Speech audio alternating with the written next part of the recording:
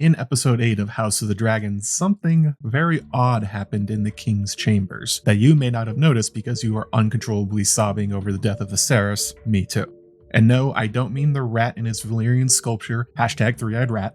After Viserys accidentally spills the beans on the Song of Ice and Fire to Alicent, she leaves the room while Viserys gasps his last breaths, and the camera pans over to the Valyrian Steel dagger. The camera lingers on it for quite a long time, and out of nowhere comes this high-pitched sound effect, musical and magical, like the steel is singing. To quickly set this up, the scene goes like this. Alicent enters the bedroom alone and hops into bed with the failing Viserys. She gives him some milk of the poppy to ease his considerable pain after a very hard day, and Viserys starts talking. He thinks he's still talking to Rhaenyra from the night before, and answers his daughter's question about if he really believes Aegon's dream of ice and fire is real. Alicent is rightly confused by this, thinking that he's maybe talking about the dream again that he told her at the hunt years ago, and that now he actually does want Aegon on the Iron Throne after him. Viserys earlier that day smacked down the High Tower ambitions to remove Rhaenyra and her children from succession, and Alicent herself toasted Rhaenyra as the next queen, giving up on the fight. But being a dutiful partner to Viserys and respecting what she thinks his wishes are, she promises to put Aegon on the throne for him and his dream, and walks away. Bit of a whoopsie there. Viserys, of course, talking about Aegon the Conqueror and trying to tell Rhaenyra that she is the prince that was promised who will save the world. Boy,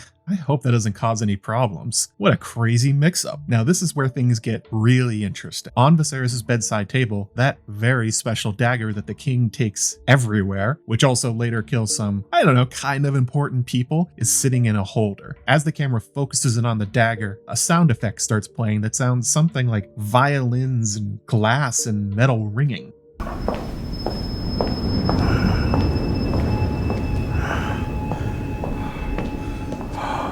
A haunting sound, something you'd hear in a horror movie as the killer is closing in on the terrified victim. And yet it also has this musical quality to it, almost picking up a melody. As I said in the intro, the sound effect makes it sound like the dagger itself is making the noise, like the steel is vibrating or singing, which is a bit weird because we haven't heard that sound effect used for it at all in the Hot D. And the scene is also deathly quiet. There's no other music, just the sound of the howling winds and Viserys' ragged last breath.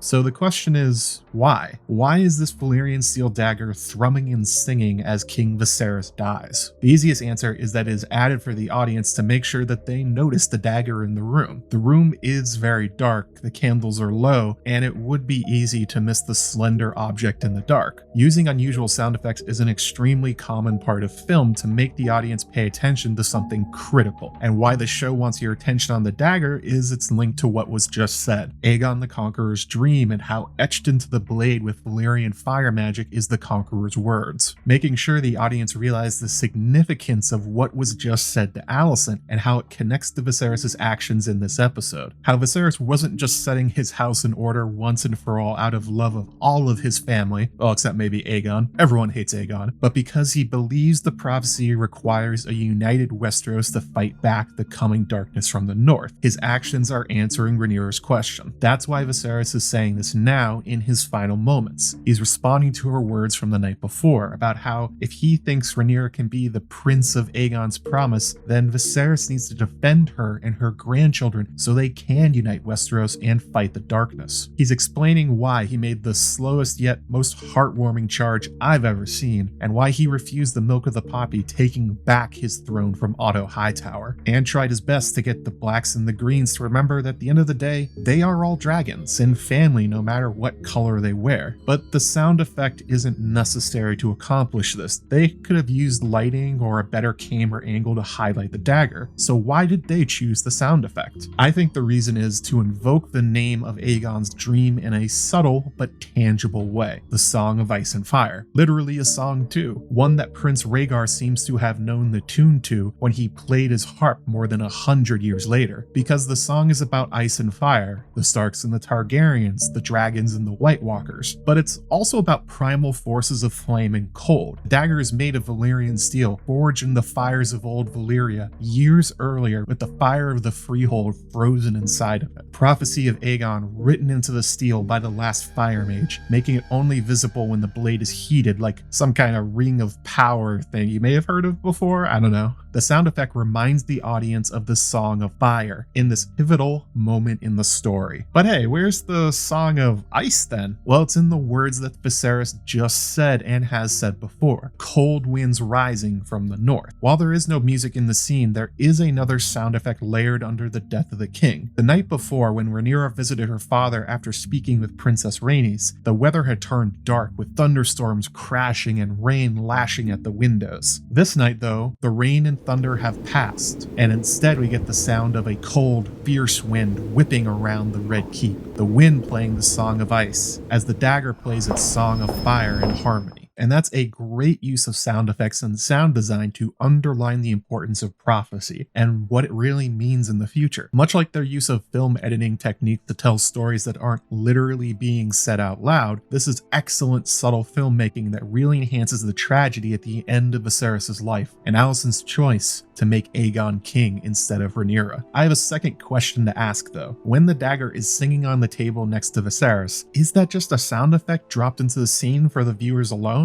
Or are we to believe that is really happening? The blade is making a noise in the room. They've done the first trick before. As I mentioned, the show's use of a J-cut to have Lara Strong's voice seemingly come from out of a weirwood face, and then later a rat, creating meaning that is only a filmmaker's trick for the audience alone to see. It wouldn't be strange if in the same way, blade singing is just for us to hear. But you know what? Let's have a little fun and explore the idea that the magical dagger of destiny is actually singing out its song into Viserys' room. First thing is that in A Song of Ice and Fire, Valyrian steel has been known to make odd noises when in use. You would expect it to sound a little strange since it is a different material product to normal castle forged steel. The examples we get though are way beyond just different materials. For instance, Daemon Blackfire dueling against Sir Gawain Corbray, we get this bizarre sequence.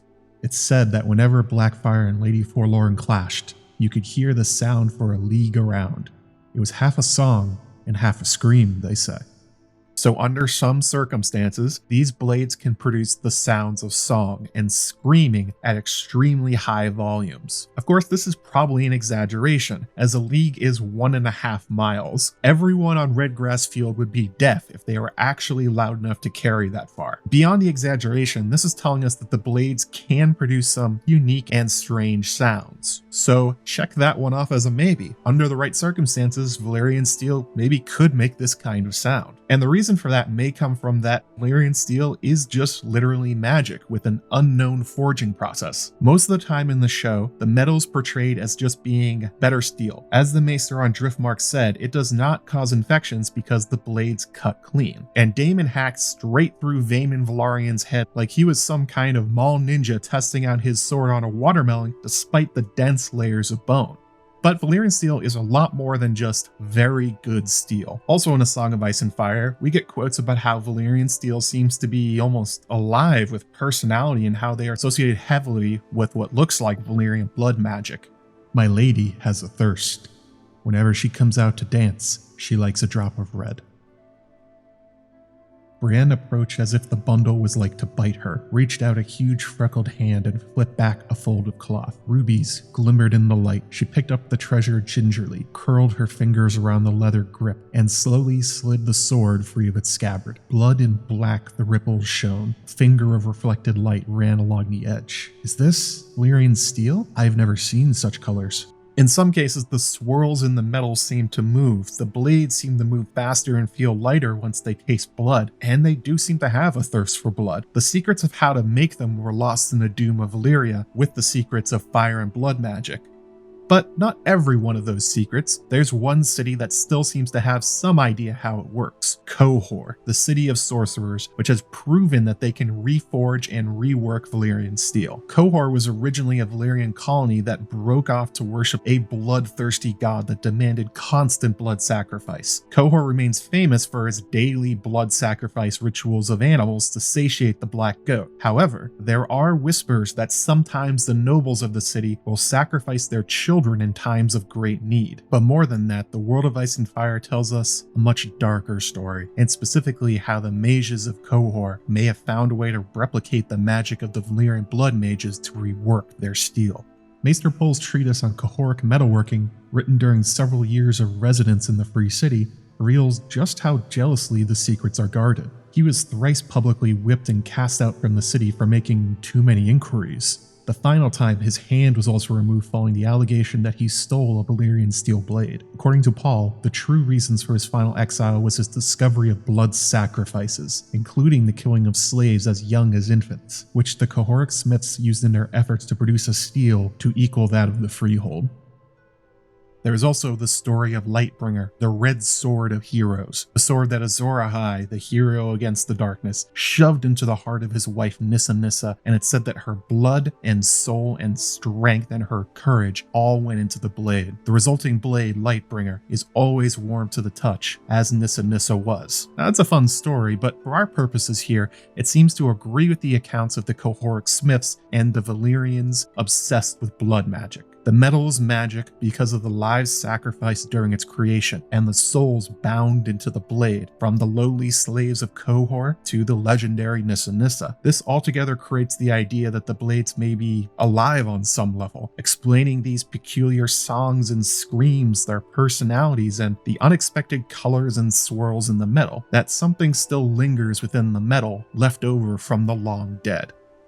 Few master armorers could rework old Valyrian steel, but the secrets of its making had been lost when the doom came to old Valyria. "Colors are strange," he commented as he turned the blade in the sunlight. Most Valyrian steel was a gray so dark it looked almost black, as was true here as well, but blended into the folds was a red as deep as the gray. The two colors lapped over one another without ever touching, each ripple distinct, the waves of night and blood upon some steely shore. "How did you get this patterning? I've never seen anything like it." "Nor I, my lord," said the armorer. "I confess, these colors were not what I intended, and I do not know that I could duplicate them. Your lord father had asked for the crimson of your house, and it was that color I set out to infuse into the metal, but Valyrian steel is stubborn. These old swords remember, it is said, and they do not change easily. I worked 100 spells and brightened the red time and time again, but always the color would darken, as if the blade was drinking the sun from it." Fans of Michael Moorcock's series The Elric Saga, of which George R.R. Martin is also a fan, will recognize this concept right away. The sword Stormbringer, the Morn Blade, and the Dragon Sword function this way, with their magical powers coming not so much from excellent craftsmanship, but them being inhabited by powerful magical beings. It's a concept well known in many other works of fiction and popular culture, maybe the most famous one being the Lich King's sword Frostmourne from World of Warcraft. And I'm sure after hearing this, you can think of a bunch of others. Leave your favorites in the comments. The point of all this talk, though, is that it's not crazy to think that maybe the Valyrian Steel dagger actually is alive on some level. The souls of the dead trapped inside reacting with the ability to scream and sing at key moments. Alright, it's a little crazy, but go with me. The moment of Alicent misunderstanding Viserys to fight for Aegon to be king is a key moment in what's to come. It's a sharp point in history, crossroads of destiny that will save the lives of tens of thousands or doom them. All of it balancing on a dagger's edge. Will the House of the Dragon tear itself down, or will it heal its wounds? And I wonder if the dagger, etched with prophecy and fire, somehow is reacting to this moment and began singing the song that Aegon dreamed. The Song of Ice and Fire, resonating through the metal, the weight of history playing the notes. As George said before, that he imagines time as a river, and to change the course, a huge rock must be dropped into it. And you know what? Maybe it just was, and the dagger is reacting to those ripples through time. Also, while we know where the dagger ends up in the hands of Arya Stark shoved into the Night King's heart, we don't know where it came from. Viserys tells Rhaenyra in episode 4 that the blade belonged to each Targaryen king before him, and although Aegon's dream is etched onto the blade, it wasn't made for him. Viserys claims it goes back much further into history, coming from Valyria with Aenar the Exile, and before then, who knows? Makes you wonder, how old is that dagger exactly? And whose soul was used to make it, and might still be in it after all these years? Maybe an ancient slave that the Freehold captured, or a child of the noble house of Targaryen like the Qohor would sometimes do in times of danger, or perhaps someone a little bit more legendary. Now, it's probably the first possibility, a hint for the audience to realize the weight of this moment and understand exactly how close this story was to avoiding war. But when you're talking about things like dragon dreams, magical blades, and the River of Time, I like to dream big. I'd like to think that Viserys' life, one that he questions the value of and the impact he will have on history and the legacy of him after his death, rather than being a forgettable life of an unexpected monarch, is actually one of extreme importance that his treasured dagger filled with fire and blood recognizes. A beautiful ending, the dying man reaching for his beloved wife Emma, and the blade from old Valyria singing him to sleep. Thank you to my many lovely patrons for supporting me at patreon.com/JoeMagician, and I'll be streaming right after every episode of House of the Dragon at 10:15 p.m. Eastern Time, so come and join the fun. Thank you all for watching,